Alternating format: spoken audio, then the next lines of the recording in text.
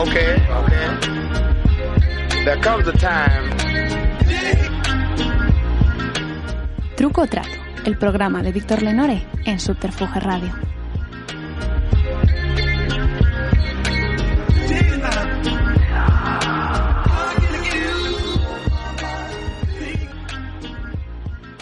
Bienvenidos a un nuevo episodio de Truco o Trato, el programa de entrevistas de Subterfuge Radio.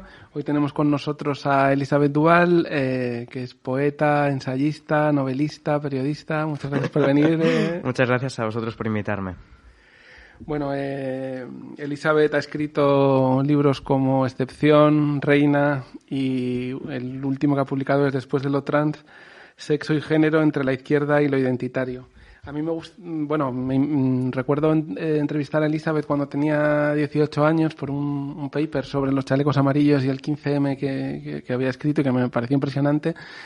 Y que me impresionó también mucho la coherencia y la solidez de las respuestas cuando quedé para la entrevista, y por eso de lo que me interesa mucho hablar hoy es de lo trans, pero en general de la emancipación, de los procesos emancipatorios en un mundo tan poco propicio como el que tenemos para ellos. Entonces, lo primero que me gustaría saber es si tú crees que el hecho de que te haya tocado ser trans es algo de lo que te parece un sufrimiento, o algo de lo que te alegras porque te ha ayudado a crecer como persona. ¿Cómo lo valoras, digamos? Pues creo que ninguna de las dos en realidad, ¿no? Bueno, lo primero, Víctor, agradecerte mucho el invitarme a este programa. Yo tenía muchas ganas porque además he estado como viendo el resto de emisiones de su programa y me gustaba mucho.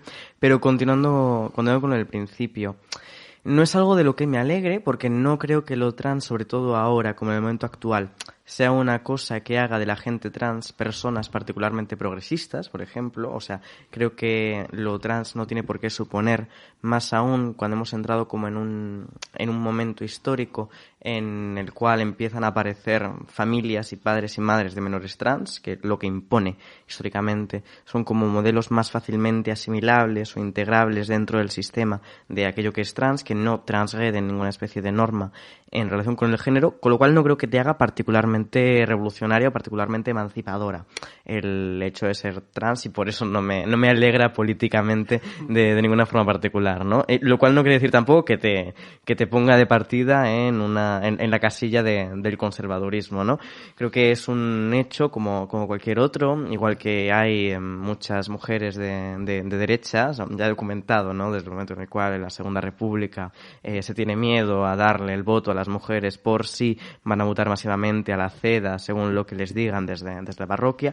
Pues igual que hay muchas mujeres de derechas, o que ser mujer no te imparte necesariamente una instrucción de izquierdas, creo que lo trans tampoco es como motivo de alegría particular, ¿no? Me ha permitido conocer más rápidamente algunas cosas o interesarme por algunas cosas, pero yo creo que en muchas ocasiones eso se debe casi más a una cuestión de temperamento propio o personal que se tenga que a la etiqueta o a la identidad que se reciba. Pero tú, evidentemente, eres una persona que más madura que las personas de tu edad, más interesada por la cultura, por el conocimiento. ¿Tú crees que el hecho de ser trans y tener que defenderte de un mundo que no es muy amigable para esto, no crees que ha podido ser decisivo en tu personalidad, o crees que ha habido otros factores? No, yo creo que evidentemente influye como en primeras cosas que me interesan, ¿no? Que sobre todo influye en que se empiece a leer la lectura ensayística muy pronto, o cuestiones de filosofía política o filosofía moral bastante pronto. Pero por ser trans perfectamente podría haberme quedado, ¿no? Como una lectura de Pablo Preciado o de Judith Butler. No tenía ningún motivo para ponerme a leer necesariamente el Capital o el Manifiesto Comunista de Marx, o no tenía por qué ponerme a leer el Contrato Social de Rousseau, ¿no? Como que estas cosas están más o menos desligadas, y creo que sí que puede haber un desligamiento dentro de las democracias liberales de lo que son estas cuestiones, de lo que sea la dominación capitalista, ¿no? Pero sí la casualidad de que también me interesé por eso, y creo que se debe no solamente a lo trans, pero en parte relacionado con lo trans. Y bien, sí, creo que te lo dije a ti, ¿no? En unas ocasiones, que esa acumulación de conocimiento o el leer más también era casi un mecanismo de defensa, una manera para estar en algún punto en relación con los demás en una posición de superioridad, que creo que la posición de haber leído, tener ciertas armas intelectuales o culturales, te concede una posición de superioridad, de incluso a pesar de lo que tú misma desees. Yo me daba cuenta también con esta mini gira que he tenido ahora, que he empezado en Mieres, luego por todo País Vasco, por Pamplona, por Zaragoza, y ahora estamos en Madrid, y luego voy a Valencia y Barcelona, de esta cuestión de cómo gran parte del público lector, cuando se reduce puramente a un público de ensayo o un público de cuestiones teóricas, pues escapa mucho de lo que es mi esfera en particular, ¿no? Como mini intelectual o mini cultureta de españoles expatriados en París, ¿no? Como que el mundo real tiene muy poco que ver con eso. Y por eso también, cuando he estado hablando del libro, hablando de cuestiones políticas, he insistido mucho en que gran parte de lo que es lo político se dirime por banalidades absolutas o por cosas que no tienen grandes fundamentos teóricos o que no tienen un gran sustento o que no tienen una gran importancia detrás de ello, ¿no? Como cosas completamente banales, con lo cual creo que es sano salir de esa especie de burbujas que una puede crearse. Yo me he dado cuenta muy radicalmente durante este tour, ¿no? De la figura del lector medio, o lo que puede implicar esa figura del lector medio. Me ha preocupado porque me he planteado como, ¿acaso no estaré siendo lo suficientemente clara en el ensayo? Tendría que haber intentado ser un poco más didáctica aún, e incluso si entre la primera revisión o la segunda revisión, simplemente con la cuestión de ser didáctica, añado 20.000 palabras, una cosa así, para no dar nada por sabido de la parte del lector. Pero en mi caso personal, o volviendo a eso, creo que esa conjunción de factores podría perfectamente haberse dado de otra manera, ¿no? Tengo demasiados casos que puedo analizar cercanos a mí que me dicen que no hay una correlación estricta entre lo trans y la formación teórica como para afirmar radicalmente que sí la haya, ¿no? Aunque evidentemente te vas a interesar por cuestiones quizá relacionadas con la teoría queer o todos estos temas a lo largo de ese proceso. Pero también puede que no, y creo que en muchos casos no se da de esa manera. ¿Nos puedes poner un ejemplo de esto de estar hablando con un lector medio y decir, sí, joder, estoy muy en mi burbuja? O esto que he explicado tiene sentido en mi burbuja, pero no fuera de ella. Sí, pero más yo tenía cuidado a la hora de hablar de ese lector medio, también como por respeto individual a cada una de las personas, ¿no? Respecto a no transgredir demasiado su intimidad, pero es una cosa que he experimentado sobre todo de forma muy, muy material o con los bienes materiales, en el momento en el que vienen a presentaciones y te dan algún tipo de obsequio, sea como un libro que han autopublicado con una de esas editoriales estafa, a las que tienes que pagar por publicar, ¿no? Sí, que sí. Como la gente que estamos en el mundillo conocemos que esto se trata de una estafa, pero si estás fuera y de repente quieres publicar de alguna manera, puede que quizás no sepas que se trata de ese tipo de cosas. No, pero creo que con eso como te das cuenta de una especie de frontera en la que también te dices cuál es el número de lectores de ensayo, de lectores de libros en general en España, y de repente planteas cuánta gente compra los libros realmente para no leerlos, ¿no? Incluso hay gente que me obsequia sus propios libros autopublicados para que yo los lea, ¿no? A ver si me gustan, pero ves la contraportada y de repente tienen una falta en la contraportada, que son 2 líneas del nivel, una ausencia de coma en el vocativo, como cosas así, ¿no? Pero había una persona, más allá de ese tipo de cosas, ¿no? Hubo una persona en la presentación de Vitoria Gasteiz que me decía que muchas veces en ese tipo de debates, o en debates sobre la cuestión trans o sobre la ley trans, como que su cuadrilla de amigos no se enteraban porque parecían como demasiado elevados, demasiado abstractos, como que tienes que tener alguna especie de posgrado en estudios de género para enterarte de lo que son esos debates, ¿no? Y creo que eso se debe también a una especie de mecanismo tramposo donde para deslegitimar al adversario se complejiza en exceso lo que está defendiendo. O sea, de parecer que lo que está defendiendo está asimilado con alguna especie de postura intelectual que provenga de la academia, ¿no? Que creo que es una cosa que está muy clara en el marco de la libre autodeterminación de género. No se trata de una noción metafísica de que los individuos tengan una agencia o libertad radical a la hora de escoger, identificarse, elegir lo que sea su identidad, sino como de un mecanismo de reconocimiento jurídico. Pero es mucho más útil dentro del campo de lo político, una vez te dices que ese mecanismo jurídico puede ser cuestionado filosóficamente o políticamente. aunque sea como una herramienta estrictamente jurídica y no tenga nada que ver con conceptualizaciones de Judith Butler o de Jacques Derrida o de Hegel, ¿no? Creo que les hacen pasar debates que son muy simples o muy pedestres o que todo el mundo puede llegar a entender como si fueran cosas complejísimas o cosas para las que necesitas de verdad un posgrado, ¿no? Y con el libro a mí me interesaba, en parte, debatir sobre cosas que son bastante complejas y para las que es necesaria cierta formación teórica o conocer sobre ciertas cosas teóricas que también intento más o menos desgranar. Pero creo que en los debates legales no es el caso. Que los debates legales simplemente, la mayoría de los casos, son mucho más banales o cambian cosas que son mucho más tontas que ponerse a discutir sobre el sexo de los ángeles o tener debates bizantinos. A mí lo que me interesa de tu libro es que explicas cosas que son muy evidentes, pero que parece que no están presentes en el debate. Por ejemplo, como se usan mucho expresiones como libre autodeterminación de género, mucha gente cree que se escoge ser trans como escoges un color de jersey, ¿no? Cuando realmente es algo que te toca, no necesariamente ventajoso, más bien te acarrea una serie de problemas. Y tal, supongo que tienes que discutir mucho con este tipo de posiciones, ¿no? De gente que cree que ser trans es algo que se elige para obtener una ventaja.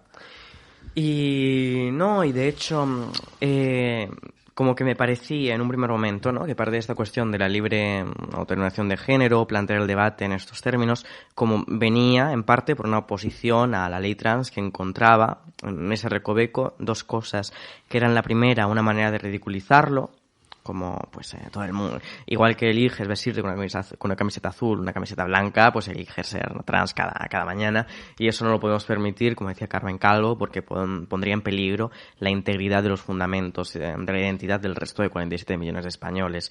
Y luego una segunda parte, que es que servía también para hacer colar una especie de crítica en la izquierda, o para mí crítica tergiversada desde la izquierda, que es que cuando tú estableces un marco de libre elección, inmediatamente es muy fácil entrar en una crítica de la libre elección neoliberal o el escoger una marca, escoger una etiqueta, escoger la etiqueta que mejor te parezca dentro de ese mercado de las identidades, ¿no?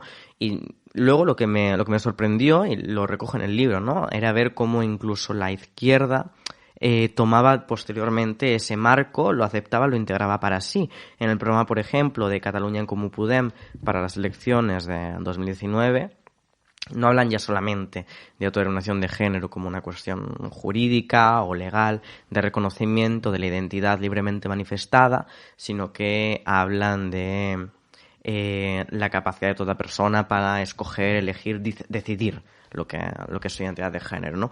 Y eso me parecía colocarse en el marco del adversario y entregarle el debate automáticamente, porque podía ser muy rápidamente desarmado por cualquier persona que te dijera ojo, ¿no? Que la libertad no es tal, o que hay unas estructuras detrás sociales que te condicionan radicalmente, ¿no? Y si ya se da eso en el caso de la clase económica, con los códigos postales, por ejemplo, ¿cómo no se va a dar en el caso del género y con las estructuras de género que recibimos, ¿no? Con lo cual yo sería partidaria dentro de eso, que aunque el mecanismo jurídico de fondo siguiera siendo el mismo, aunque el respeto a la identidad libremente manifestada seguirá siendo el mismo y defenderemos lo mismo, pues hacer casi un rebranding de esta cuestión, porque creo que ha sido demasiado mancillado por esta noción neoliberal de la libertad, una noción de la libertad radical o de poder elegir sobre todo, en el que ya no merece la pena intentar defenderlo sobre otras cosas. Creo que deberíamos cambiar un poco en los términos que utilizamos o en el lenguaje que estamos utilizando, porque creo que sí que es verdad que se corre el peligro a la hora de hablar de libre autodeterminación de género,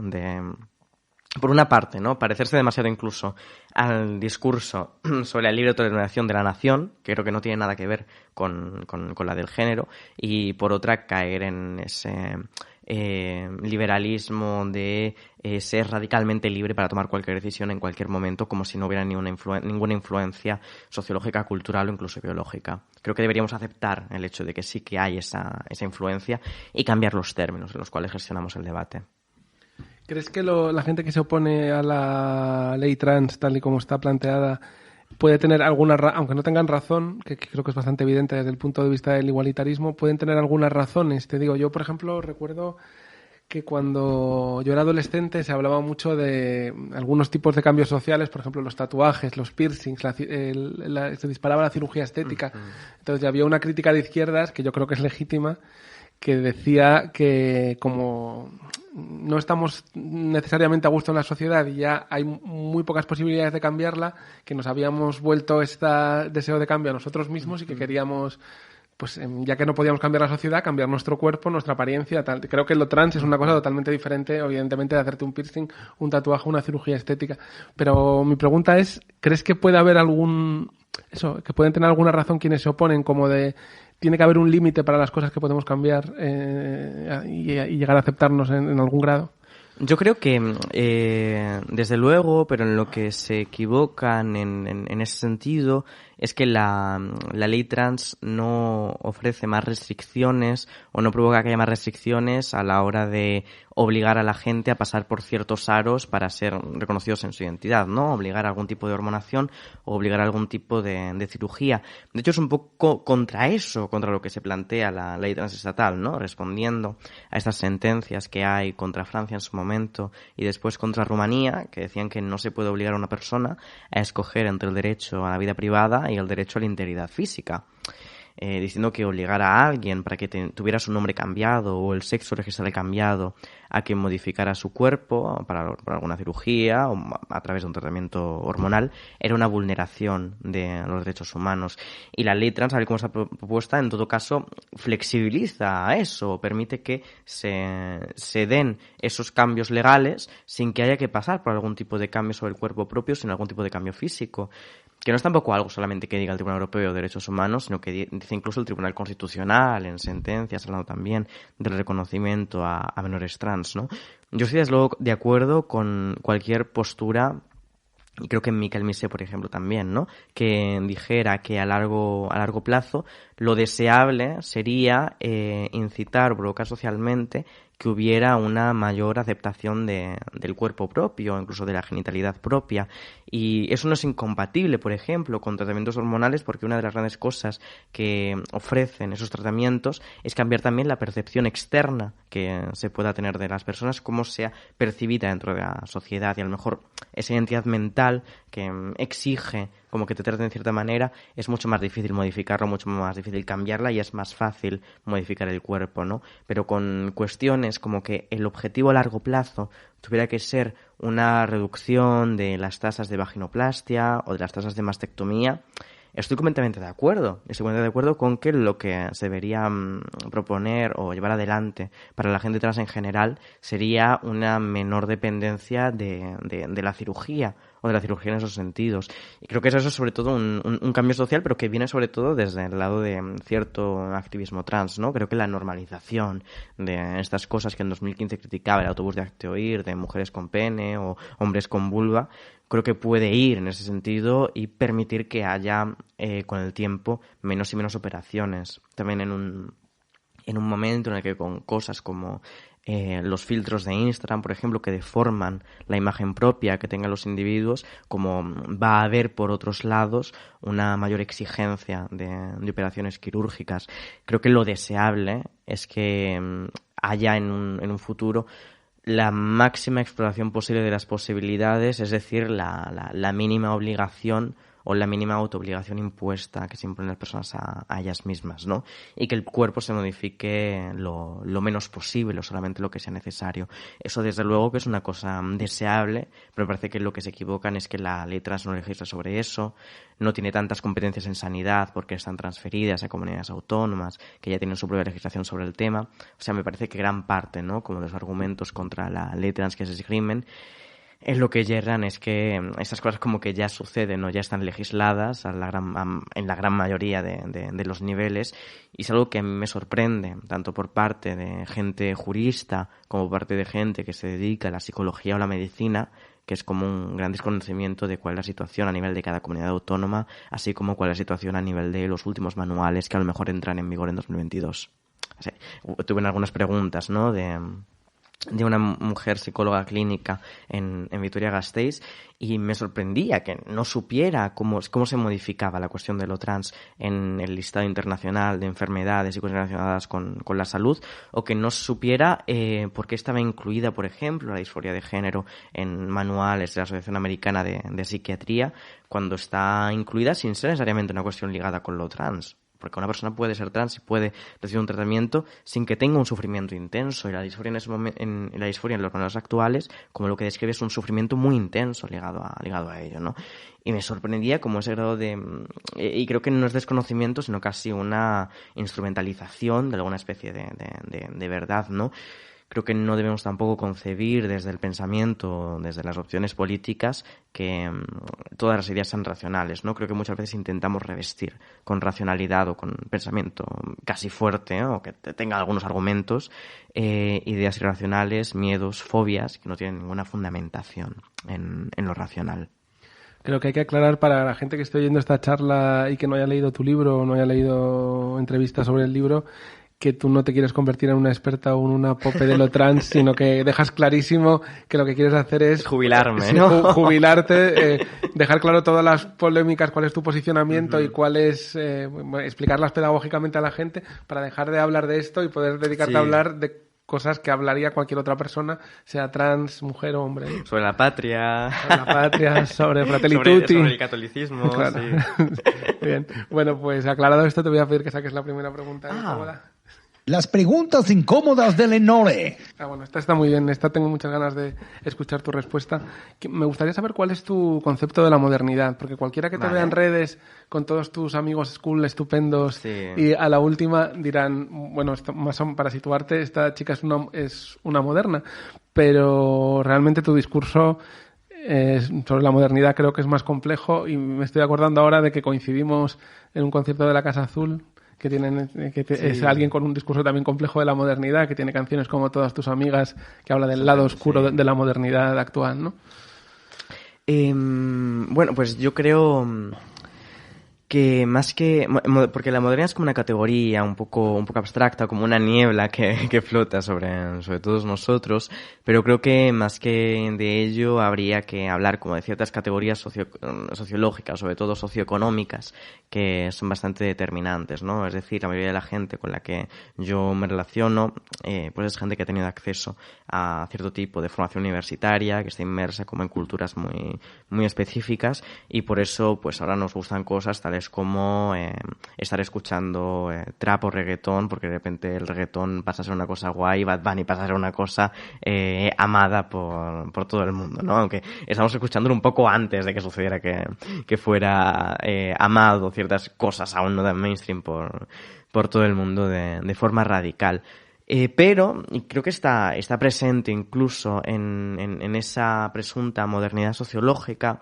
Creo que hay un sentimiento antimoderno que en parte está compartido, y yo empatizo con muchas cosas de el libro de Fer y d'Anna Simón, que lo estoy leyendo ahora, como comentando esta cuestión de la disgregación de relaciones sociales o relaciones afectivas, como los vínculos también, por verse en trabajos más precarizados y cada vez cambian más de sitio, o no poder estar constantemente en un sitio estable y tener siempre que estar como cambiando cuál es tu círculo, acaban precarizándose y acaban convirtiéndose en algo menos sólido, que está menos ahí, ¿no? Y creo que de esto hay bastante conciencia, incluso dentro de esa modernidad sociológica. No estoy convencida de que se trate, al menos en el momento actual, ¿no?, como de un moderneo similar al que se describía hace 10 años, que podía más bien estar en un rollito,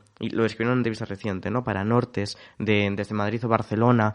¡Jo, qué guay somos! ¡Qué guay son las cosas que hacemos! ¡Qué bien vivimos! Sino que creo que hay una autocrítica o hay un componente de crítica, ¿no?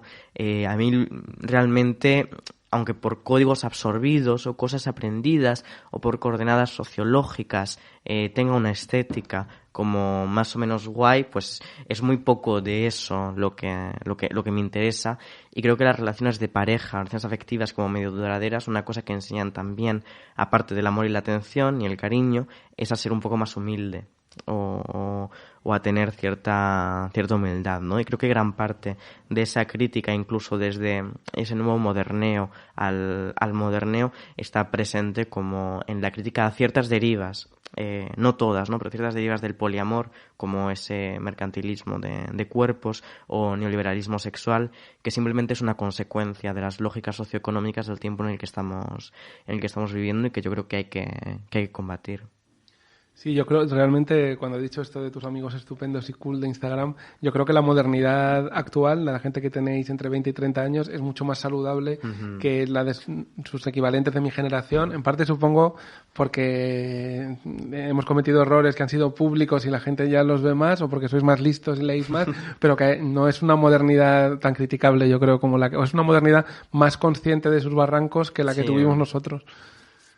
Sí, yo también creo que y más autocrítica, ¿no? En relación a todos esos componentes, ¿no? Podemos igualmente, ¿no? Y eso lo estaba hablando con alguna gente y con algunos amigos gays hace como un mes o una cosa así, ¿no? Que estamos tomando algo y me hablaban sobre cuán precarizadas estaban las relaciones, por ejemplo, en Grindr, o cuán vinculadas al sexo sin ningún tipo de ligamento o relacionalidad afectiva que fuera más allá del sexo, de los líos de una noche.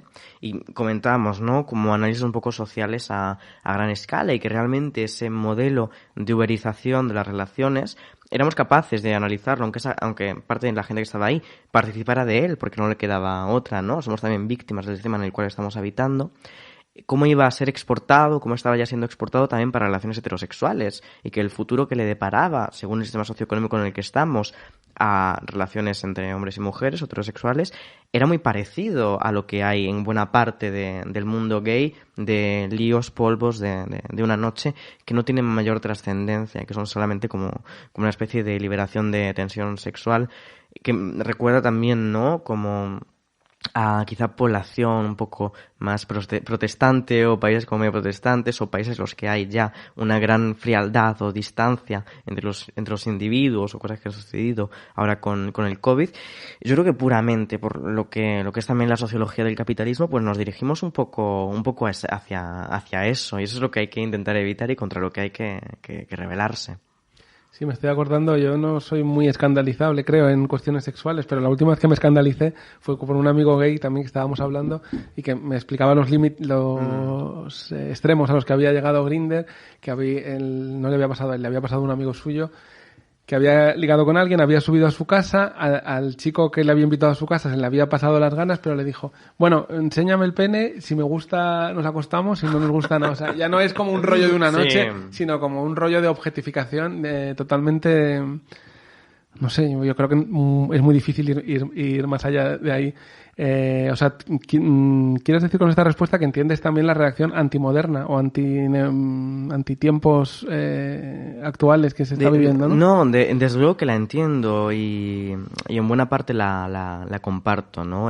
Luego hay cosas que no puedo compartir porque a pesar de ser en parte antimoderna, yo también creo que lo mejor que existe del liberalismo no es el liberalismo económico, sino una parte del liberalismo cultural que está ligada a los derechos civiles, y porque soy una firme creyente en la democracia parlamentaria o el pluralismo, ¿no? Y no puedo compartir como críticas a eso, o críticas que antepondrían una mayor redistribución económica o justicia social económica sobre la preservación de esa democracia, ¿no? Que es en parte también la advertencia que hago al final de cómo la izquierda no debe otorgarse demasiado poder a sí misma, porque cae en la posibilidad de que quienes lleguen después utilicen ese poder excesivo que se otorgó.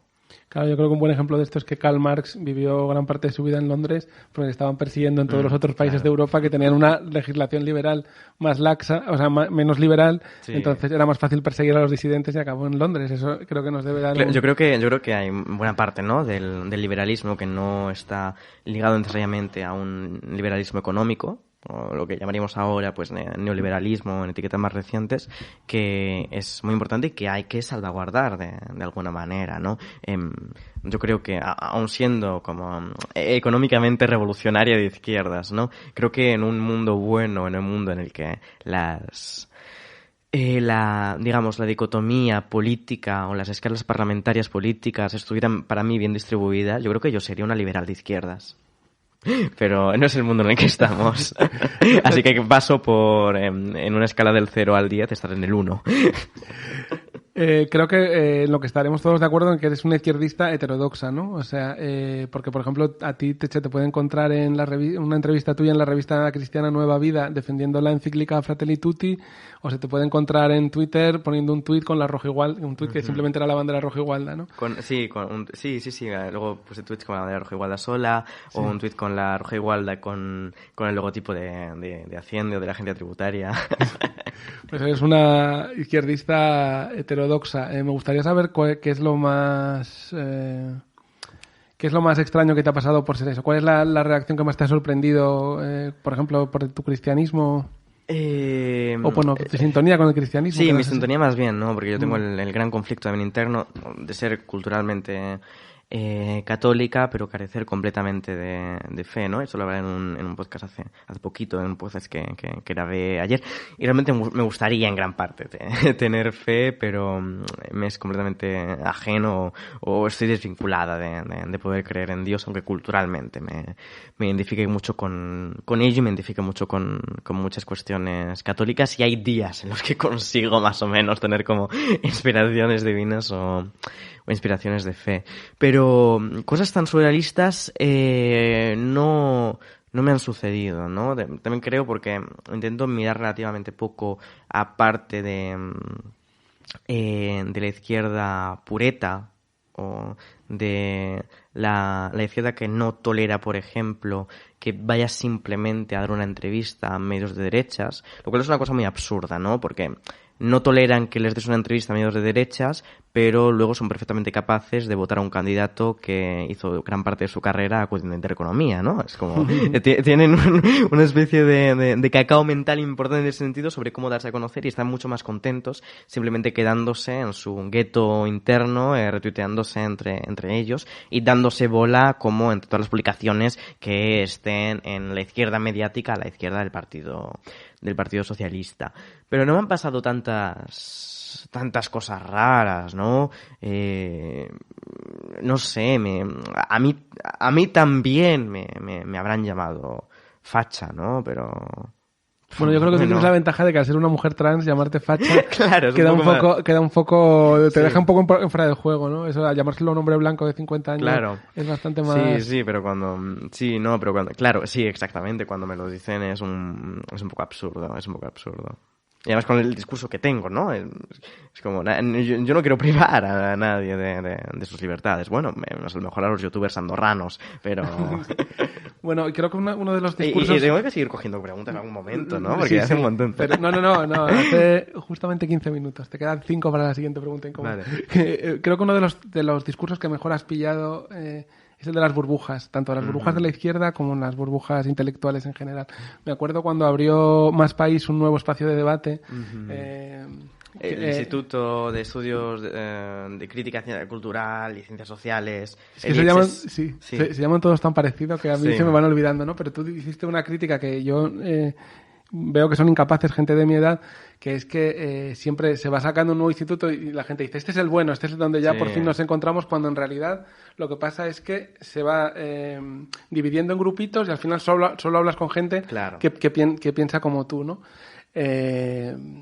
¿Cómo se acaba esto? O sea, es que es un poco descorazonador, en mi opinión. Yo ahora estoy muy contenta porque me han suspendido de Twitter. ¿Sí? ¿Por qué motivo? Eso en Twitter me preguntaron, oye, ¿por qué? Que explique un poco. Bueno, sí, esto sucedió Al principio yo creía que había sido simplemente el algoritmo de Twitter, pero luego descubrí que había sido una cuenta que se hace llamar el Cancela Progress, que había como buscado todos los tweets en los que yo pudiera como incitar a la violencia, o ser más o menos violenta. Y, joder, me gusta mucho el cachondeo con lo que haces con amigos, ¿no? Como con Arroyo García Marina, que tú entrevistaste una vez, pues estaba de cachondeo y dije, no te atreves a venir por París, te parto la cara, te hago la corbata colombiana, como una cosa así. Y no fue que el algoritmo de Twitter lo cogiera automáticamente y lo interpretara como una amenaza de muerte, sino que hubo realmente como una persona un poco friki que se dedicó a buscar todo Twitter, lo que yo hice era alguna apelación a la violencia, a denunciarlo, y Twitter tras eso me quitó la cuenta, ¿no? Pero yo creo que esa persona que cree que me ha hecho un daño brutal no sabe el favor que me ha hecho o la cantidad de bien que me ha hecho, ¿no? Yo le agradezco un montón al Cancela Progress, también porque me ha servido para darme cuenta de la poca importancia que tiene el mundo virtual en todas estas cosas, ¿no? Es como, no he podido anunciarlo en Twitter, que era la red social en la cual tenía mayor cantidad de seguidores, pero sistemáticamente hemos estado llenando durante el tour en sitios como incluso Vitoria-Gasteiz, en la que yo esperaba que hubiera bastante menos gente. La presentación de Traficantes de Sueños de pasado mañana está completa, la presentación en Contexto con Ernesto Castro está completa, la presentación de Valencia, que era pagando 5 euros, está completa, ¿no? Con lo cual te das cuenta de que pues realmente tienes una existencia que escapa a ese micro gueto o micro burbuja de red social en la que somos siempre todos los mismos, ¿no? Con lo cual casi se lo agradezco por permitirme saber que puedo vivir sin Twitter o que puedo vivir fuera de Twitter y seguir teniendo un impacto, ¿no? O sea, muchas gracias al Cancela Progress, ¿no? Bendito seas, ve con Dios. Bueno, en lo que no acierta mucho es en llamarte progre, porque yo creo que de todo el abanico de adjetivos que se te puede colocar, progre, yo creo que es el único que está claro que no.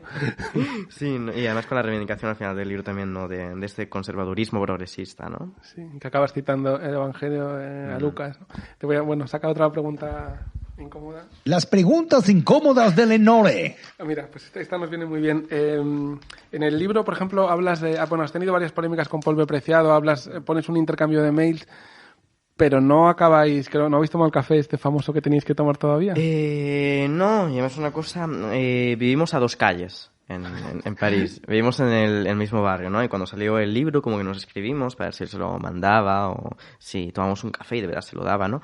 Y me dio su dirección, en concreto, ¿no? Para que la editorial se lo mandara. Y una cosa como muy absurda, porque la editorial tenía que mandárselo desde Valencia hasta París, estando él a 2 calles de yo, que tengo en mi casa pues un montón de ejemplares, ¿no? Pero no nos hemos visto y no he tenido novedades no estamos un poco en guerra fría, por así decirlo. Y luego además surgió una cosa para colaborar en un tema, pero él dijo que estaba muy ocupado. A ver, mi pregunta era por la dificultad que tenemos para establecer debates entre gente que lo mismo sí tiene algo que debatir. Aquí estuvo Daniel Bernabé hace poco, le pregunté por qué no podía tener, por ejemplo, un debate contigo o algo así.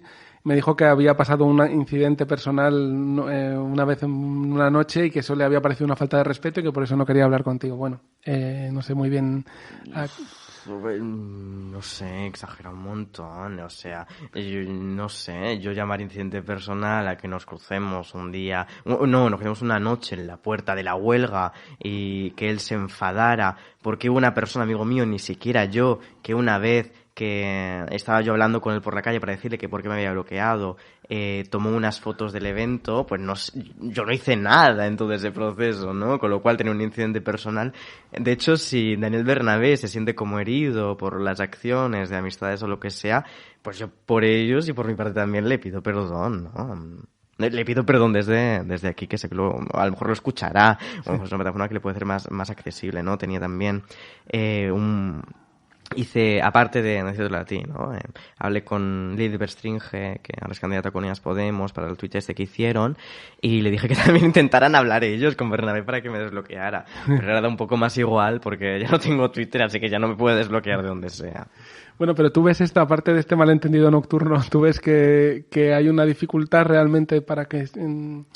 entre posiciones que buscan, yo qué sé, algún tipo de emancipación, sentarse y hablar con calma. O sea, a mí me parece que sí que pasa y que es un poco escandaloso. Sí, ¿no? Pero porque la gente no quiere debatir, la gente quiere tener razón. todo el tiempo, ¿no? Es como su voluntad primordial y sobre todo hay mucha gente que más allá de tener una sincera voluntad teórica, una voluntad de debate, casi, y no hablo con esto, ¿no? Hablo un poco más depreciado, lo que quiere es ser querido por los demás o que le bailen el agua, ¿no? Y que se toma muy mal el cuestionamiento, se lo toma casi como una ofensa personal, ¿no? Creo que es un gran problema de muchos semi-intelectuales o intelectuales venidos de España, que es como el cuestionamiento teórico se interpreta como un ataque o un agravio hacia la persona en sí, ¿no? Yo creo que hay que tener la piel menos fina, pero que, bueno, a lo mejor pues todo el mundo no está curtido en tener que lidiar siendo una mujer trans con la reacción de medios de derecha desde los 14 años, ¿sabes? A lo mejor la gente no está curtida en esa, yo tengo la piel con escamas. Pero no, sí que es una pena y me gustaría más debates públicos de ese tipo, ¿no? Me habría gustado un debate con el pueblo preciado. En su momento, fíjate, ¿no? Por ejemplo, Yesurún Moreno, en su día, antes del COVID y todo, iba a organizar un debate en el que íbamos a estar Diego Fusaro y yo. Qué maravilla. Y yo estaba perfectamente dispuesta a tener ese debate, ¿no? ¿Por qué no? Me parece que está bien.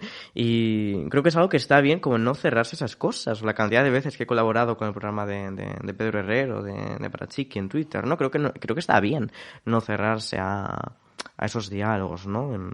Yo estoy dispuesta a debatir con cualquiera. Hay que aclarar que Diego Fusaro es un intelectual marxista, digamos, reaccionario muy próximo a Salvini, a la derecha italiana. Y bueno, esto que comentabas de que has llenado en Traficantes de Sueños me has recordado otro caso de malentendimiento, que fue que Santiago Albarrico intentó presentar un libro en Traficantes de Sueños con Juan Manuel de Prada y entonces le dijeron, no, esto lo tenemos que comentar en la asamblea y tener una decisión. Decidieron que no podía entrar. Me pasó, fíjate, para que veas lo absurdo que son estas cosas, ¿no? Me pasa algo parecido con Ernesto Castro. Porque al principio no sabíamos dónde íbamos a poder hacer la presentación con Ernesto por una cuestión de espacios y con eso que íbamos a hacer al principio no iba a ser posible por una cuestión de fechas, ¿no? Con lo cual, antes de conseguir un espacio con contexto en el cual hacerlo con Ernesto, una de las opciones era hacerla en Traficantes con Ernesto y en otro sitio con Javier Sáez y toda esta gente, ¿no? Y al parecer, según lo que me han contado, ¿no? Como que el nombre de Ernesto despertó ciertas reticencias en Traficantes. Me parece muy absurdo. Me parece muy absurdo. Sí, es que en el fondo, no sé, algunas ideas de Juan Manuel de Prada, otras de Ernesto Castro, que vas a formular tú allí perfectamente, es un veto personal, no es un veto que tenga que ver con las ideas, una cosa que a mí me parece como de rollo de instituto. Sí, no, y... no lo sé, me parece un poco triste, ¿no? Igual que me parecería triste, como viendo evoluciones editoriales recientes, que Anagrama y Libros del Asteroide acabarán siendo representaciones opuestas del espectro izquierda-derecha, ¿no? Eso me parecería triste. Sí, es como... una cosa que me interesa preguntar ahí lo de esto. Tú que estudias en Francia, ¿crees que el debate público es más saludable allí o no necesariamente? No necesariamente.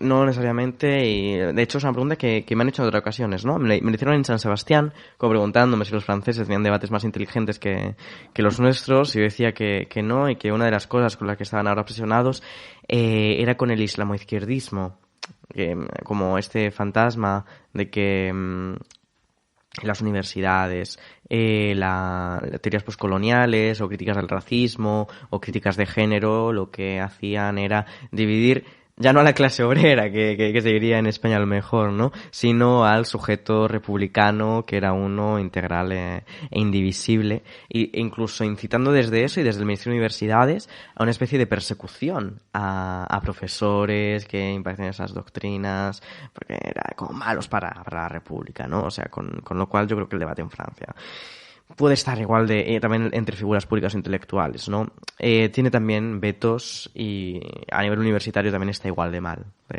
lo que lo está en España, ¿no? Creo que una vez te has ido al jardín de al lado, ves que la hierba está igual de amarillenta en todos lados. me gustaría hablar contigo lo hemos hablado de pasada, pero del patriotismo. Yo creo que todas estas peleas de instituto que acabamos de repasar tienen que ver mucho con un problema de nuestra época, que es el narcisismo, del que no se habla, se habla muy pocas veces. Y yo creo que, por ejemplo, para mí, mi interés, aparte de que culturalmente es fascinante por el cristianismo o mi defensa del patriotismo, tiene que ver con que para mí son una especie de antídotos contra el narcisismo. Son conceptos superiores a ti mismo. Sí, exacto. ¿Para ti es algo parecido? Sí. Igual que pueden ser el amor. Igual que el amor puede ser un antídoto contra el narcisismo, porque otra cosa que tiene el mundo editorial, el mundo cultural muchas veces es que te contaminas hasta el punto de que si no estás vacunada, en este caso, puedes acabar con un malsano amor por ti misma, una malsana obsesión contigo misma, ¿no? Y en eso yo agradezco un montón la presencia de mi pareja y su apoyo constante también para tenerme como los pies en la tierra, y también el hecho de estar en otro país viviendo, ¿no? Que me permite como no presionarme con esta cosa que he comentado en algunas ocasiones de, pues, mi círculo de Madrid, qué guays somos, qué divertidas son las cosas que hacemos, todos somos tan listos, tan inteligentes, hacemos cosas tan maravillosas, no, como que estando en otro sitio puedes desvincularte un poco de esto y vivir casi con más normalidad, pero la idea no tanto de Dios, que yo comparto con Murdoch, que ha sido en nuestra sociedad secularizada, puede sustituirse por una idea del bien, pero fundamentalmente esa idea del bien, esa idea de Dios, comparten mucho en común y se basan en estructuras sociales que son las del catolicismo en España, que son las mismas, como la idea de la patria como vector mayor o como posibilidad de una lealtad mayor o una justicia compartida o algo por lo que estar más o menos unidas. Me parece que no solamente es saludable a nivel personal, sino que es inmensamente saludable a nivel político, ¿no? Evidentemente, desde, por ejemplo, la construcción patriótica española, la construcción de una idea de España, como claro que hay cierto enfrentamiento con los nacionalismos periféricos, lo que se haga en País Vasco, lo que se haga en Cataluña, pero creo que sobre todo, igual que desde la izquierda, tendría que haber un estudio sosegado de qué es lo que hace bien la extrema derecha. Creo que había que tener una especie de campo de investigación o de interés casi metodológico, ¿no? Creo que había que ver en Cataluña o en País Vasco qué es lo que vehicula bien la izquierda nacionalista de allí o a la hora de articular propuestas políticas, ¿no? ¿Por qué gana Esquerra Republicana las elecciones? Para poder casi aplicarlo, para poder ver qué se puede hacer dentro de otros tipos de contextos para vehicular algo así o para vehicular ese tipo de sentimientos patrióticos, ¿no? De lo que también habla Rorty a la hora de construir ese como ánimo, como grito que recupera la izquierda, construir el país de Lincoln, ¿no? Creo que habría que estudiarlo como con muy poco prejuicio para ver qué se hace bien instrumentalmente o metodológicamente. Y yo por ahora no he conseguido, al menos en nuestro ámbito, ¿no? Encontrar ideas que vehiculen a mayor cantidad de gente que la de la patria. Claro. Que es una idea que para la izquierda española es como los ajos para los vampiros, ¿no? Lamentablemente. Pero no sé, que tengo... A lo mejor es una cosa por vivir fuera de España y de repente estar con una comunidad para hacerlo más cool se dice expats, pero de expats que todos añoramos un montón de cosas de España o nos gustan un montón de cosas folclóricas, de repente pues podemos ponernos a Rocío Jurado o a Lola Flores en esos momentos, ¿no? Como que notas más amor hacia España desde Francia, que lo que te puedes encontrar muchas veces en la izquierda madrileña, ¿no? Pero y eso me hace conservar cierta esperanza en términos de futuro, de que se pueda articular algo. Hombre, si hay que expatriar a toda la izquierda española para que entiendan lo que es el patriotismo, creo que va a ser un movimiento complicado y caro. Realmente. Sí, no, pero creo que no haría falta. Bueno, una cosa que me interesa hablar contigo, mira, tenía una pregunta que era que ¿cuál era el momento más duro que has tenido que sufrir por ser trans? ¿Cuál dirías? Es difícil porque yo llevo una experiencia en eso muy privilegiada. Nunca me han gritado en la calle. Nunca he recibido una agresión física o las agresiones verbales han reducido a cosas de las que no me he enterado tanto o a cuestiones por Twitter. Así que supongo que sería casi al principio de la transición, ¿no? Como cuando tenía 14 años, una cosa así, que me tuve que cambiar de instituto, porque el instituto en el que estaba, que era concertado católico, no iba a hacer ninguna medida de acomodación o no iba a aceptar nada de lo de mi identidad, ¿no? Supongo que sería más o menos por aquel entonces o el principio, y más una cuestión psicológica personal que una cuestión social, ¿no? Yo, además, por hacer la transición como muy pronto, como mi vivencia está muy marcada por el privilegio, con lo cual no diría que he vivido como grandes momentos de discriminación por eso, ¿no? Muchas veces, y lo he repetido en muchas ocasiones, ¿no? Como que me han atacado verbalmente más en la calle, o se han acercado más a mí con una voluntad agresiva por estar con otra mujer que por ser trans. Y sí que he recibido gritos, ¿no? De bolleras o lo que fuera. En Madrid, por ejemplo, ¿no? Eso sí que lo he vivido. Me gusta mucho cuando hablas de literatura, que dices que vivimos un momento de literatura del dolor, pero a ti te interesa mucho más la literatura del placer, y que eso se puede llevar, la literatura siempre se puede llevar al Cuaresma contra el carnaval. Exacto. ¿Qué potencia política y personal le ves al carnaval frente a la Cuaresma?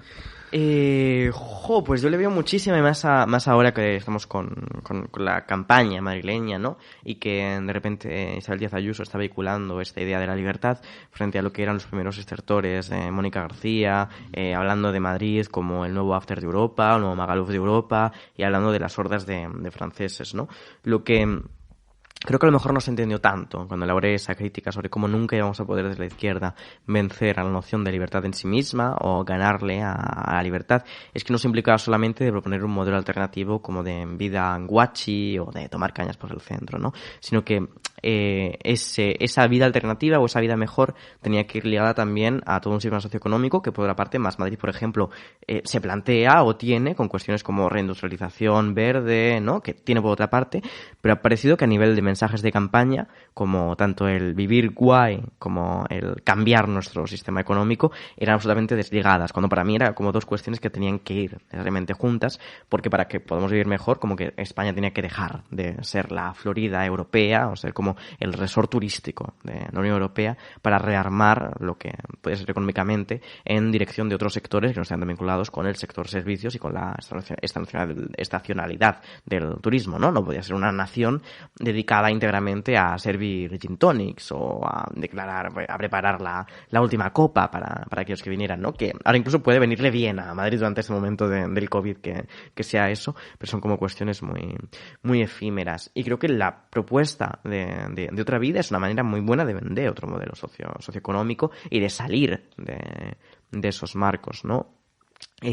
Creo que muchas veces la izquierda se ha quedado muy atrapada en esta cuestión de estar a la vuelta de algo, estar en contra de alguna cosa, sin tener una dimensión propositiva o sin tener un programa claro, o sabiendo más bien, ¿no?, que vale, muy bien, estáis en contra de todo esto, estáis en contra del fascismo, estáis en contra de la extrema derecha, pero ¿cuál es el modelo productivo, el modelo socioeconómico que se propone? ¿Cuál es el proyecto en positivo, ¿no? Y eso me parecía muy importante, y me lo sigue pareciendo. Creo que cuando, claro, votar con miedo a la muerte es mucho más probable que votes con ánimo de vida, o que votes con, ¿no?, esta cosa casi banal de los principios de Podemos, de votar con ilusión. Claro, la ilusión tiene que materializarse en algo, tiene que existir, no puede quedarse simplemente en una indignación o en un sentimiento de con esto no nos basta, ¿no? Tiene que haber una alternativa, y tienes que saber que colar esa alternativa en los imaginarios de la gente, o las cabezas de la gente, lo que se pueden imaginar. Creo que eso es lo importante. Has hablado del antifascismo. Hay un intelectual, un geógrafo francés que se llama Christophe Guilly, que tiene frases muy duras diciendo que la burguesía cool, joven sobre todo, está utilizando el antifascismo como un arma de clase. ¿Tú ves que tiene parte de razón? No sé si como un arma de clase, ¿no? Creo que había cosas muy criticables, por ejemplo, cuando Pablo Iglesias, o Unidas Podemos en general, tras lo que sucedió en las últimas elecciones andaluzas, hizo como esta alerta antifascista, pero más que otra cosa porque creo que tiene muy poco recorrido, porque gran parte de lo realmente preocupante de esta gente se debe más bien a que son fascistas en lo social y ultraliberales dentro de lo económico, ¿no? Pero creo que hay que guardarse bien las espaldas también, aunque me pareciera una cosa incluso democráticamente o parlamentariamente deseable ante las voluntades que tendrían algunos o los deseos no expresados que se pudieran tener sobre una unión de los conservadores sociales, ¿no? O de los conservadores en lo económico como todos juntos. Yo se lo prevenía en un texto que se llamaba Ahora que tengo 20 años, en el que hablaba de cómo veía esta especie de tentación en la cual para algunos, si con tal de conseguir mayor justicia social o redistribución económica, estarían dispuestos a tirar a minorías sexuales o todo tipo de colectivos por la borda, ¿no? Que si el prerequisito para que hubiera más implicación del Estado y más distribución de recursos por parte del Estado era una alianza con el fascismo asumido como tal, o sea, no lo que se llame fascismo, sino el fascismo asumido como tal, estaban perfectamente dispuestos a dar ese paso. Creo que el hecho, por ejemplo, de que una izquierda económicamente de izquierdas y socialmente conservadora irrumpiera en el arco parlamentario no sería algo malo, o no sería algo necesariamente negativo, ¿no? Me parece que podría ser un sector de la población que requeriría de esta representación y con el cual otras izquierdas podrían perfectamente pactar o pasar cuestiones de revolución económica. Lo que tenemos en España, o la semisuerte que tenemos, la circunstancia que tenemos, es que nuestra extrema derecha, por llamarla así, es mucho menos inteligente y aunque haga como tentativas, hasta que no haya una gran mutación dentro de sus líderes, no va a dejar un discurso muy ordoliberal, muy neoliberal en lo económico, y eso, aunque siga haciendo hincapié, ¿no? Como en entidades como la española o en la defensa de ciertos valores tradicionales, eso yo creo que le establece un límite que no tendría si, como el Frente Nacional en Francia, intentar afirmativamente en lo económico acercarse más a medidas de justicia social o redistribución, ¿no? Con lo cual yo creo que en realidad estamos lejos de eso todavía. Sí, pero lo que estás diciendo, que yo creo que es muy interesante, es que hay un espacio ahí de izquierda para una izquierda igualitaria, pero con valores conservadores, y yo creo que es muy evidente. Quiero decir, por ejemplo, el éxito de Feria, creo que dice que ese espacio esté ahí. Muchos lectores tuyos que aprecian tu sintonía con el cristianismo, con el patriotismo, o un montón de lectores de las columnas de Juan Manuel de Prada que sintonizan mucho con él y que no saben a quién votar cuando llegan a las urnas. Claro, no, y yo digo que me parecería bien que ese espacio irrumpiera electoralmente en algún momento, ¿no? Pero también enmarcándolo dentro de la defensa más amplia del pluralismo que hago, ¿no? No me parecería mal que de repente tuviéramos como varios partidos nacionales repartidos en lugar de como simplemente unos cuantos, 2 o 3 o 4 partidos nacionales y luego partidos periféricos, ¿no? Que de repente hubiera como una mayor división y que tuvieran que ponerse de acuerdo unos con los otros y que de repente pues una izquierda progresista en lo social y también de redistribución, ¿no? Económicamente de izquierdas tuviera que ponerse de acuerdo con los socialmente conservadores y económicamente de izquierdas para ciertas medidas y luego de repente a lo mejor con los liberales para otras, ¿no? Eso me parecería bien. Bueno, pues creo que vamos a acabar, nos quedan 5 minutos, vamos a acabar con la última pregunta incómoda. Y mientras la sacas, aprovecho para decir que serías un estupendo Jiménez Los Santos de este movimiento nacional popular, izquierdista y conservador en lo social.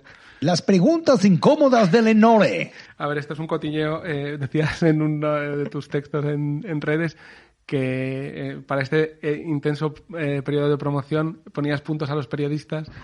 ¿Quién te parecía más gracioso y más aburrido? Te voy a pedir que me digas la que queda también, porque está muy cortita. Me gustaría saber quién es el que saca mayor puntuación y el que saca menor. Pero era un poco broma, ¿eh? Creo que esto no lo hago realmente o no lo hago de verdad, ¿no? Hay un montón de gente que sus preguntas me parecen muy, muy inteligentes. Sorprendentemente, por ejemplo, ¿no? En el libro hay una nota a pie de página que es muy crítica con la gente de políticas anales o lo anal como subversivo o lo abierto o lo cerrado. Pero Sejo Carrascós y Javier Sáez son de la gente que mejor se ha tomado el libro, que intelectualmente más integridad han demostrado, que más abiertamente han aceptado su recepción, que han dicho que tienen muchas cosas con las que están de acuerdo, que podían discutir, pero que se han abierto a esa discusión difusión y se han abierto a presentarlo, ¿no? Con lo cual solamente tengo buenas palabras, por ejemplo, para ellos y, me parecen majísimos, me parecen encantadores. Los de Políticas Anales, ¿no? Que de repente con una nota a pie de página tan dura hayan sido tan abiertos para recibir el libro, me parece que habla muy, muy, muy bien de ellos. A mí me da esperanza que en general la prensa española te ha tratado muy bien. Sí. Está bien, eso está bien.